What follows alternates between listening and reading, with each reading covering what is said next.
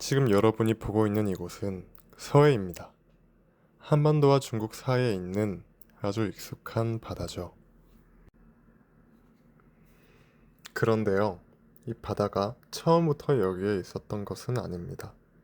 지금으로부터 약 2만 년 전 마지막 빙하기가 절정에 달했을 무렵에는요, 해수면이 지금보다 약 120m나 낮았습니다. 엄청난 양의 물이 거대한 빙하에 갇혀 있었거든요. 그 결과 지금의 서해 대부분은 바다가 아니라 육지였습니다.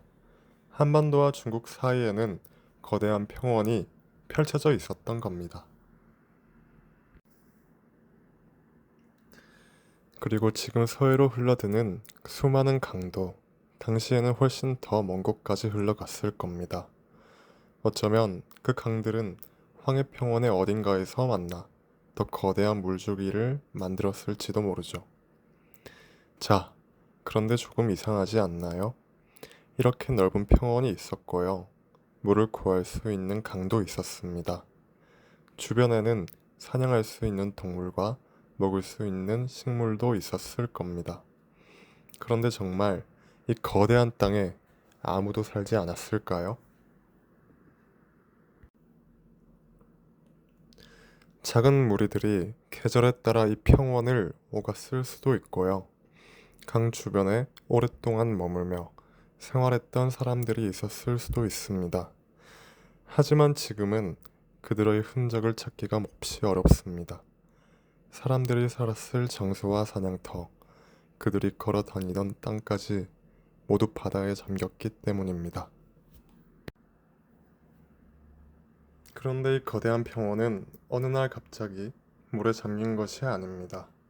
바다는 아주 오랜 시간에 걸쳐 조금씩 조금씩 다가왔습니다. 처음에는 해안 근처의 낮은 땅이 사라지고요. 시간이 흐르면서 사냥터와 생활터전도 하나씩 물에 잠겼을 겁니다. 결국 사람들은 그곳을 떠나야 했겠죠. 그렇다면 그 사람들은 도대체 어디로 갔을까요? 한반도의 서쪽이었을까요? 북쪽의 요동과 요하 유역이었을까요? 아니면 산둥반도와 중국 동부였을까요? 오늘 우리는 바다 아래에 잠들어 있는 거대한 황해평원을 다시 복원해 보려고 합니다. 그리고 그곳에 살았을 사람들은 어떤 모습으로 살아갔을지, 바다가 다가오자 어느 길을 따라 이동했을지 따라가 보겠습니다. 그런데 여기서 이런 의문이 생길 수 있습니다.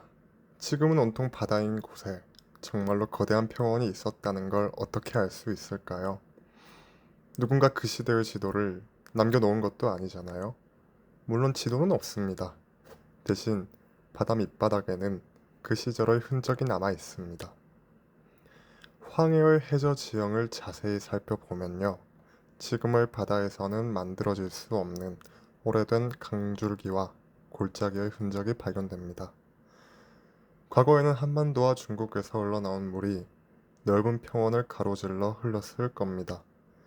그리고 여러 강줄기가 하나로 모여 지금보다 훨씬 남쪽에 있던 바다로 빠져나갔을 가능성이 큽니다. 지금의 바다 밑바닥에 옛날 강의 흔적이 남아있는 겁니다. 그렇다면 바닷물은 도대체 어디로 사라졌던 걸까요? 당신은 마지막 빙하기였습니다. 지구의 많은 물이 거대한 빙하가 되어 육지 위에 얼어붙어 있었거든요. 그만큼 바다로 돌아가는 물이 줄어들면서 해수면도 지금보다 크게 낮아졌습니다. 마지막 빙하기가 가장 추웠던 시기에는 세계 해수면이 지금보다 약 120m나 낮았던 것으로 추정됩니다. 그러자 수심이 얕았던 황해의 바닥이 거대한 육지로 모습을 드러냈습니다. 이렇게 드러난 땅은 작은 섬 몇 개 정도가 아니었습니다. 오늘날 황해의 상당 부분이 육지가 되면서 한반도와 중국 사이에는 넓고 긴 평원이 펼쳐졌습니다. 물론 그 전체가 끝없이 평평한 초원은 아니었을 겁니다. 강과 습지가 있었고요. 낮은 언덕과 숲도 있었을 겁니다. 그리고 강을 따라 동물들이 모이면 그 동물을 쫓는 사람들도 자연스럽게 이곳으로 들어왔겠죠. 지금은 바다로 나뉘어 있지만 당시에는 사람들이 걸어서 오갈 수 있는 하나의 거대한 생활권이었을지도 모릅니다.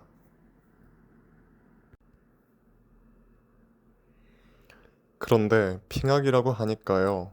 황해평원도 온통 눈과 얼음으로 뒤덮인 새하얀 세상이었을 것 같지 않나요? 하지만 꼭 그렇지는 않았습니다. 거대한 빙하는 주로 지구의 훨씬 북쪽에 자리 잡고 있었습니다. 황해평원은 지금보다 춥고 건조했겠지만 사람과 동물이 살아갈 수 없는 얼음 사막은 아니었습니다. 넓은 초원과 강, 그리고 습지가 있었다면 당연히 동물들도 찾아왔을 겁니다.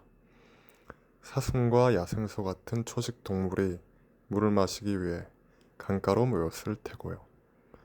멧돼지와 작은 동물들도 숲과 습지 주변을 돌아다녔을 겁니다. 그리고 초식 동물을 따라 늑대와 같은 포식자도 움직였겠죠. 당시 사람들에게 이 평원은 위험하지만 먹을 것도 풍부한 장소였을 겁니다.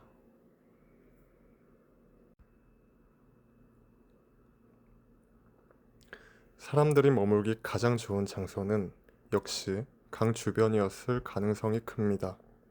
물을 쉽게 구할 수 있고요.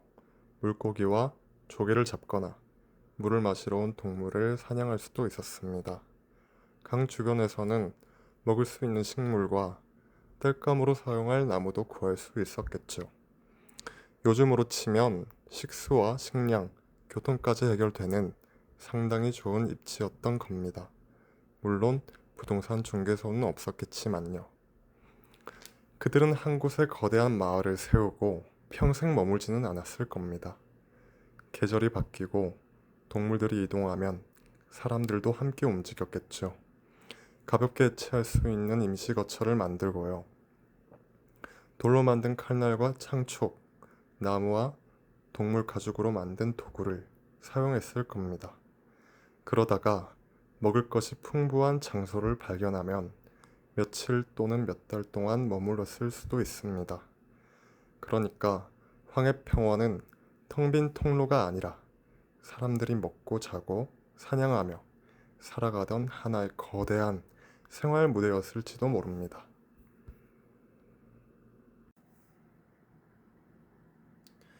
그런데 이들의 생활을 완전히 바꿔놓는 거대한 변화가 시작됩니다. 빙하기가 끝나면서 지구의 기온이 점차 올라가기 시작한 겁니다. 북쪽의 거대한 빙하도 조금씩 녹기 시작했고요.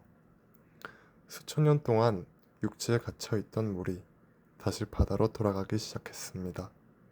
그리고 당연하게도 바다의 높이도 점점 올라갔습니다. 물론 어느 날 아침 사람들이 눈을 떴더니 평원 전체가 바다로 변한 것은 아닙니다. 거대한 쓰나미 한 번이 모든 것을 집어삼킨 것도 아니었고요. 대부분의 변화는 아주 오랜 시간에 걸쳐 조금씩 진행됐습니다. 하지만 땅의 경사가 완만했던 황해평원에서는 해수면이 조금만 올라가도 바닷물이 아주 멀리까지 들어올 수 있었습니다. 높이는 조금 올라갔는데 해안선은 크게 움직이는 겁니다. 가장 먼저 물에 잠긴 곳은 바다와 가까운 낮은 땅이었을 겁니다. 사람들이 물고기를 잡던 강의 하류는 점차 바닷물과 섞이는 습지로 변했고요. 익숙했던 사냥터와 야영지도 하나씩 사용할 수 없게 됐을 겁니다. 어제까지 걸어갈 수 있었던 길이 몇 세대 뒤에는 넓은 만이나 갯벌로 변해 있었을 수도 있습니다. 지도는 없지만 세상이 바뀌고 있다는 것은 누구나 느낄 수 있었겠죠. 그런데 수면이 언제나 같은 속도로 올라간 것은 아닙니다. 빙하가 빠르게 녹았던 일부 시기에는 해수면 상승도 훨씬 빨라졌습니다. 사람 한 명의 생애 안에서도 해안선이 달라지는 모습을 확인할 수 있었을지 모릅니다. 할아버지가 젊었을 때 사냥하던 곳을 가리키며 이렇게 말했을 수도 있겠죠. 옛날에는 저기까지 전부 땅이었어. 그 말을 듣는 아이들 앞에는 이미 넓은 바다가 펼쳐져 있었을 겁니다.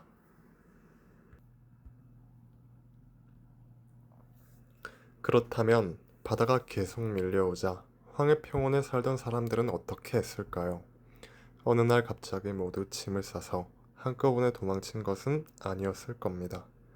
처음에는 물에서 조금 떨어진 곳으로 야영지를 옮겼을 가능성이 큽니다.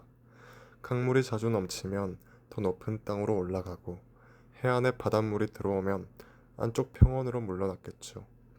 그러다가 시간이 지나 다시 돌아와 보니 예전에 머물던 장소가 갯벌이나 얕은 바다가 되어 있었을 겁니다. 결국 사람들은 조금씩 그러나 반복해서 생활터전을 옮겨야 했습니다. 그들에게는 단순한 인사가 아니었습니다. 익숙한 사냥터와 물길, 여러 세대 동안 알고 지냈던 땅을 조금씩 포기하는 일이었으니까요. 물론 사람들이 아무 방향으로나 무작정 걸어간 것은 아니었을 겁니다. 이동할 때 가장 중요한 것은 살아남을 수 있는 환경이었거든요. 마실 물이 있어야 했고 사냥할 동물과 먹을 수 있는 식물이 있어야 했습니다. 그래서 사람들은 기존에 이용하던 강줄기와 높은 지형을 따라 이동했을 가능성이 큽니다. 낮은 땅이 물에 잠기면 그 주변의 구름과 산지는 자연스럽게 섬처럼 남습니다. 그리고 물이 더 차오르면 그 섬은 오늘날의 해안과 반도가 되었겠죠. 사람들은 어저께까지 걸어 다니던 길을 따라가다가 점차 높아지는 지형으로 올라갔을 겁니다. 처음부터 목적지를 정해놓은 여행이라기보다 익숙한 생활권이 밀려나는 만큼 사람들도 함께 이동한 셈입니다.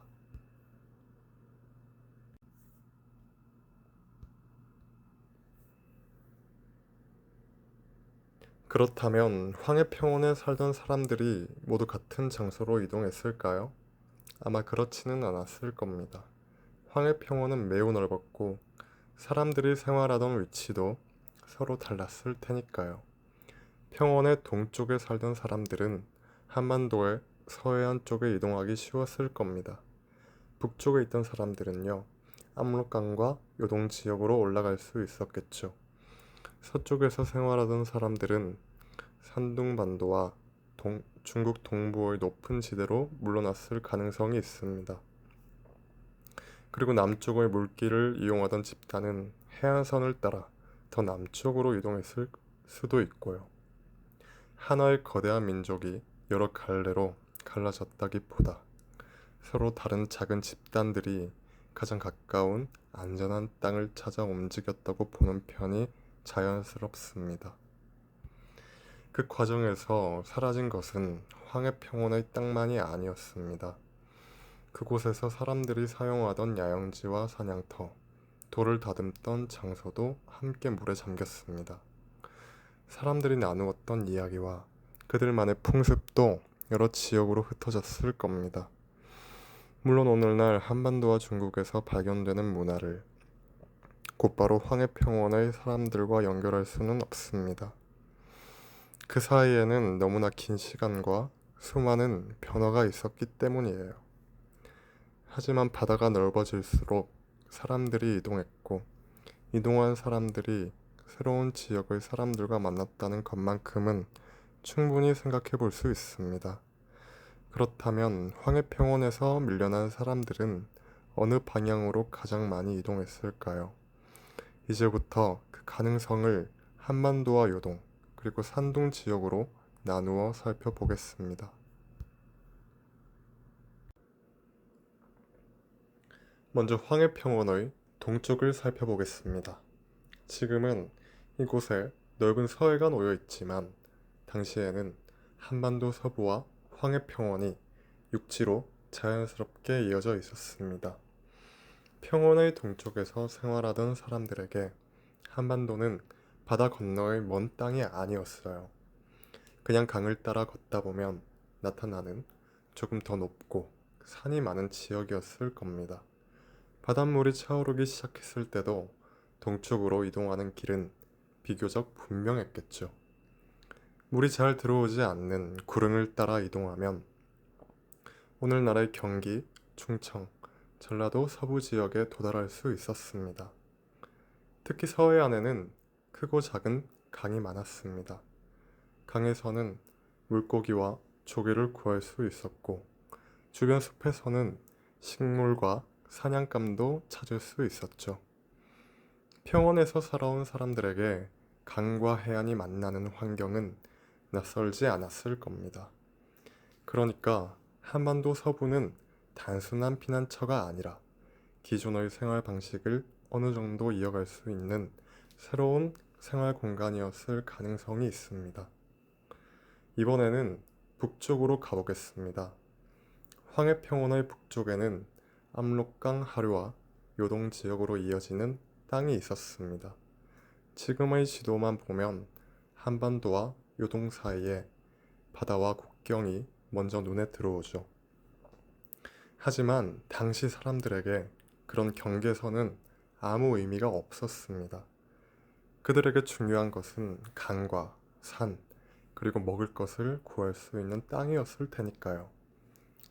황해북부에서 생활하던 집단이라면 물러나는 해안선과 강줄기를 따라 요동반도 남부로 이동할 수 있었을 겁니다. 그곳에는 비교적 높은 지형이 있었고 여러 강이 내륙으로 연결되어 있었습니다. 그러니 해안에서 물러난 사람들이 강을 거슬러 북쪽과 내륙으로 이동하기에도 좋았겠죠. 물론 그 사람들이 곧바로 훗날의 요하 문명을 만들었다는 뜻은 아닙니다. 그 사이에는 무려 수천 년의 시간이 있으니까요. 하지만 황해 북부의 사람들이 요동 지역으로 이동해 그곳의 다른 집단들과 만나고 섞였을 가능성은 충분히 생각해 볼 수 있습니다.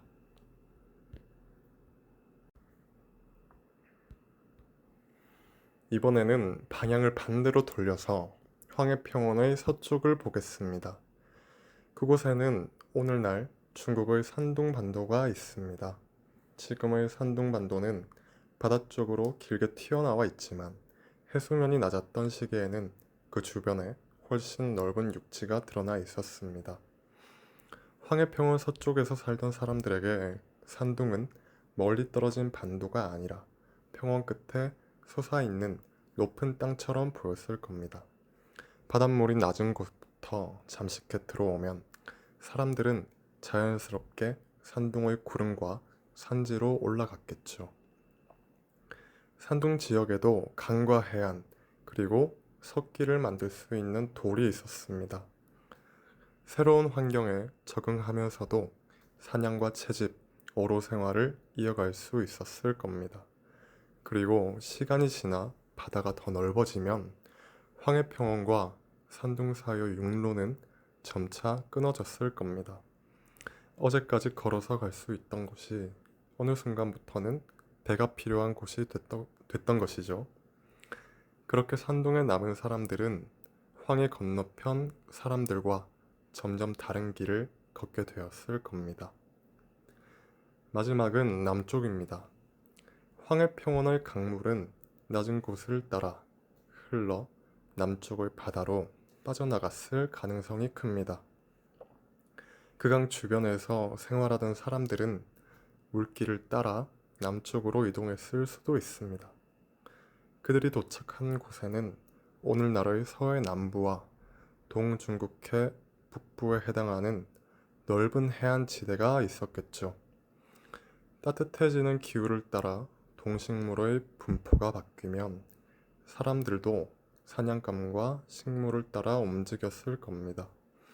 일부 집단은 한반도 남서부로 향했을 수 있고 일부는 중국 동부의 강 유역으로 이동했을 수도 있습니다. 그리고 당시 사람들이 간단한 배를 이용할 수 있었다면 새롭게 만들어진 만과 해협도 반드시 넘을 수 없는 장벽은 아니었을 겁니다. 땅이 바다로 바뀌었다고 해서 사람들의 왕래가 완전히 끊어진 것은 아니라는 거죠. 결국 황해평원에서 나가는 길은 하나가 아니었습니다. 동쪽에는 한반도, 북쪽에는 요동, 서쪽에는 산둥, 그리고 남쪽에는 새로운 해안과 물길이 있었습니다. 그렇다면 이 네 방향 가운데 사람들이 가장 많이 이동했을 가능성이 높은 곳은 어디일까요? 다음에는 거리와 지형, 생활 환경 기준으로 각 가능성을 조금 더 자세히 비교해 보겠습니다. 그렇다면 황해평원의 사람들은 어느 방향으로 가장 많이 이동했을까요? 아마 하나의 정답은 없을 겁니다. 황해평원은 매우 넓고 사람들은 여러 지역에 흩어져 살았을 테니까요. 바닷물이 들어오자 사람들은 우선 가장 가까운 높은 땅으로 이동했을 가능성이 큽니다. 동쪽 사람들은 한반도로, 북쪽 사람들은 요동으로, 서쪽에서는 산둥으로 물러났겠죠. 거대한 하나의 집단이 갈라진 것이 아니라 작은 집단들이 각자 가까운 안전지대를 찾아간 겁니다. 황해평원 동쪽의 사람들에게는 한반도 서부가 가장 가까운 피난처였을 겁니다. 서해안에는 한강과 금강, 영산강처럼 큰 강과 하구가 여러 곳에 있습니다. 강에서는 물고기를 잡을 수 있었고 해안에서는 조개를 구할 수 있었습니다. 주변 산과 숲에서는 사냥감과 식물도 찾을 수 있었겠죠. 그러니까 한반도 서부는 단순히 높은 땅이 아니라 평원에서의 생활 방식을 어느 정도 이어갈 수 있는 곳이었습니다. 이런 점에서 상당히 유력한 이동 장소였다고 볼 수 있습니다.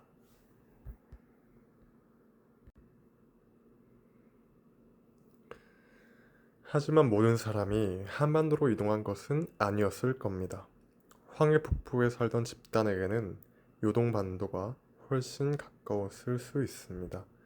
서쪽에서 생활하던 사람들에게는 산둥반도가 가장 자연스러운 목적지였겠죠. 두 지역 모두 비교적 높은 지형과 강이 있었고 사냥과 어로를 계속할 수 있는 환경도 갖추고 있었습니다.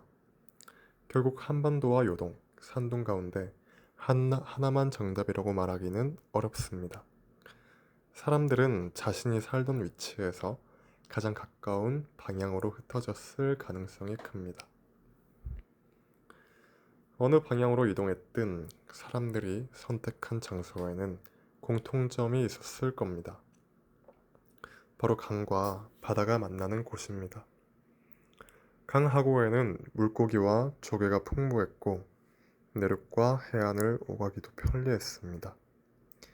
여러 방향에서 이동한 사람들은 이런 장소에서 기존 집단과 만나고 섞였을 겁니다. 황해평원이라는 땅은 사라졌지만 그곳에 살던 사람들까지 사라진 것은 아닙니다. 그들은 한반도와 요동, 산둥의 해안에 정착해 새로운 생활을 시작했을 가능성이 있습니다. 그렇다면 오늘날 비슷한 해안선이 만들어질 무렵 사람들은 구체적으로 어디에 모였을까요? 다음에는 그 후보 지역을 살펴보겠습니다.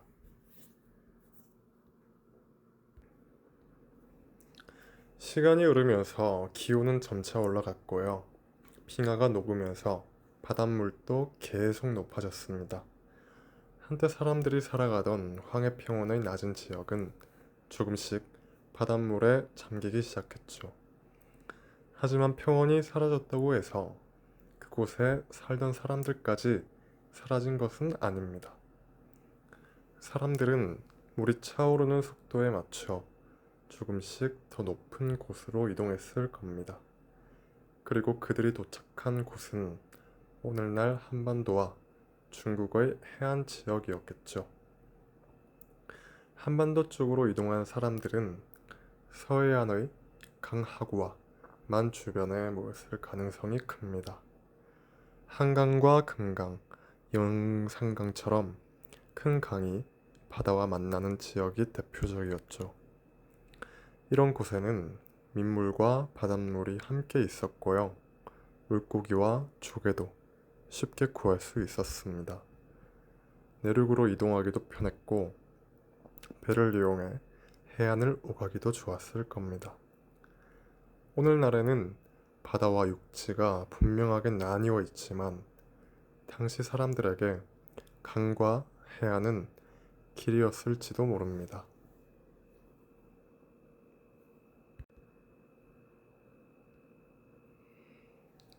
서쪽으로 이동한 사람들 역시 아무 곳에나 정착하지는 않았을 겁니다. 산둥반도의 해안과 바레만 주변 그리고 황허강 하류가 유력한 지역입니다. 특히 강 하류에는 물과 먹을거리가 풍부했고요. 넓은 평지도 비교적 쉽게 찾을 수 있었습니다.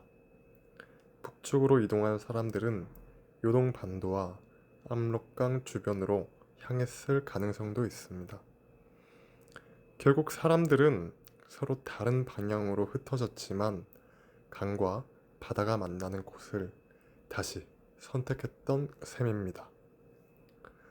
황해평원이 완전히 물에 잠긴 뒤에는 한반도와 중국 사이에 지금과 같은 바다가 만들어졌습니다.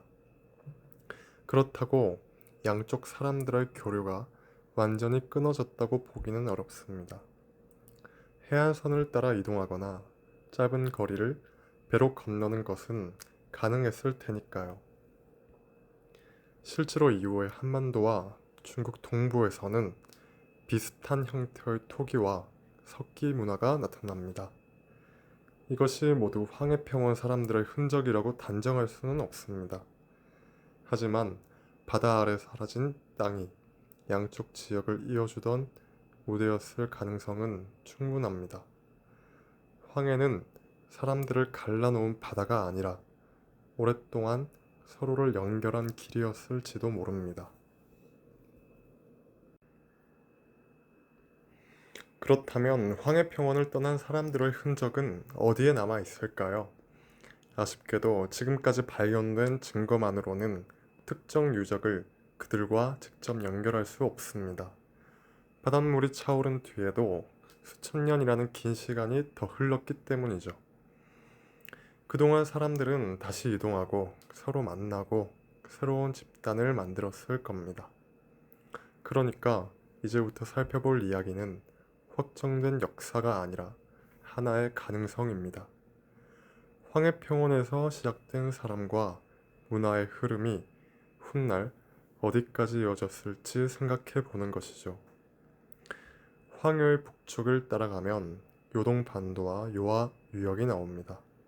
그리고 이 지역에서는 훗날 흑룡화 문화와 홍산 문화 같은 신석기 문화가 나타났습니다.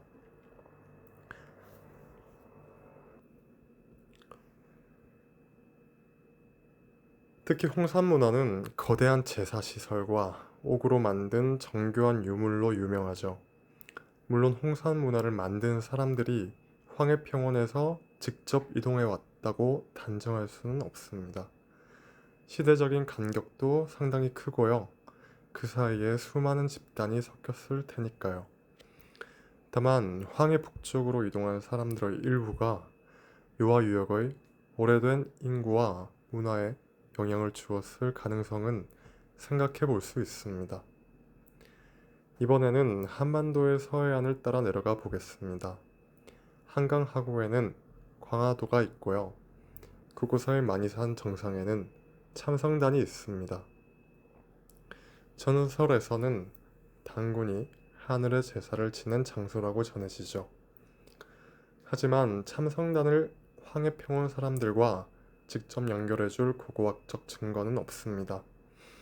게다가 현재 남아있는 시설이 정확히 언제 처음 만들어졌는지도 분명하지 않죠. 그럼에도 산 꼭대기에서 하늘을 바라보고 공동의 의식을 치렀다는 이야기는 흥미롭습니다. 서해안 사람들이 오랫동안 바다와 하늘, 높은 산에 특별한 의미를 부여했을 가능성을 상상하게 만들기 때문입니다. 중국의 산둥반도와 황허강 하류에서도 여러 신석기 문화가 성장했습니다. 한반도 서해안에서도 사람들이 마을을 만들고 토기를 사용하며 바다를 오갔죠. 이 문화들이 모두 하나의 고대 문명에서 갈라져 나왔다고 말하기는 어렵습니다. 하지만 지금은 바다로 나뉜 지역들이 한때 하나의 넓은 생활권에 가까웠다는 사실은 중요합니다. 어쩌면 우리는 황해를 사이에 둔 서로 다른 역사를 지나치게 따로 바라보고 있었는지도 모릅니다. 황해 평원은 사라졌지만 그곳을 떠난 사람들의 삶과 기억은 여러 방향으로 흩어져 후대의 문화 속에 일부 남았을 수도 있습니다. 그리고 그 흔적을 확인할 가장 중요한 장소는 아직 제대로 발굴하지 못한 황해 바다 아래에 있습니다. 바다는 모든 것을 지운 것이 아니라 우리가 아직 읽지 못한 역사를 덮어두었을 뿐입니다. 지금 우리가 바라보는 황해는 처음부터 바다가 아니었습니다. 그곳에는 강이 흐르고 동물이 뛰어다니고 사람들이 살아가던 넓은 평원이었죠. 그들은 바닷물이 차오르자 여러 방향으로 떠났고 어쩌면 한반도와 중국 곳곳에 자신들의 흔적을 남겼을지도 모릅니다. 물론 아직 확실한 답은 없습니다. 바다 아래에 남은 증거를 충분히 찾지 못했으니까요. 하지만 한 가지는 분명합니다. 지금의 지도만 보고 과거를 상상하면 우리는 역사의 중요한 무대 하나를 놓치게 됩니다. 오늘날 바다로 보이는 그곳에도 사람이 살았고 이동했고 이야기를 만들었습니다. 황해의 바다에는 지금도 우리가 아직 발견하지 못한 역사가 잠들어 있습니다. 역사는 생각보다 훨씬 수상합니다.